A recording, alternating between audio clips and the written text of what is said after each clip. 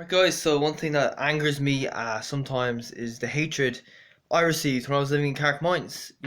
I'm a distance runner, and if you go running Carrickmines, you know, it's not feel very positive. You get a lot of abuse for it. I mean, for the most part, I think people sit there just kind of ignored me, which is kind of fair enough. But there were some people who gave me angry looks, and stuff like that. And so I mentioned the strange man in my area. You know, um, there was like a lollipop lady there who gave me really weird looks whenever I was out running, and stuff like that. And I'm like, geez, why? Like one thing that really annoyed me was the postman.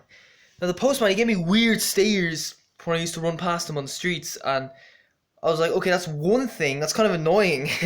But towards my end of my time living in Carrickmines, he started giving me angry looks every time he walked past. Like I remember I was just walking down the street, and you know, he cycled past me. He looked behind me, just gave me an angry look like that. And I'm like, Jesus, why the fuck would you get out of your way to give me an angry look like that? And I don't know, they're scumbags. They're just fucking scumbags. And they think I'm a scumbag just because I go out running. I'm not robbing shops. I'm not robbing houses. I'm not beating people up. I was just out trying to improve my fitness. It's a distance runner. I just wanted to prove myself. I had goals. I wanted to break 15 minutes to 5k. I wanted to break 850 in the 3k and stuff like that. And you know I couldn't understand this guy. And the postman, he cycles around on his bike, so I'm assuming he likes cycling.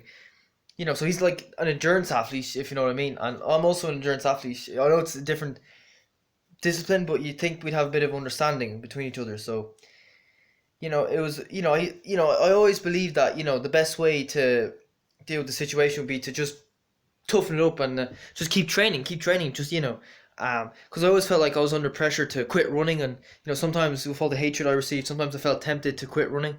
Sometimes it was kind of hard to go out and run, especially when I first moved in.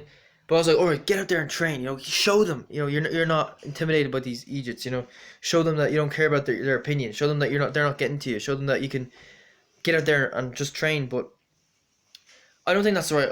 I don't think that's the right option. I felt like there was nothing. I gained nothing from doing that. Okay, maybe if I stopped running, maybe they would have had a little bit more respect for me or something. So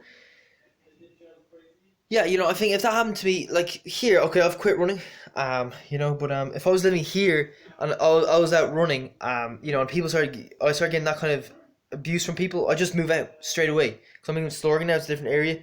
Like there's no point putting up that kind of crap, or change your route, do something.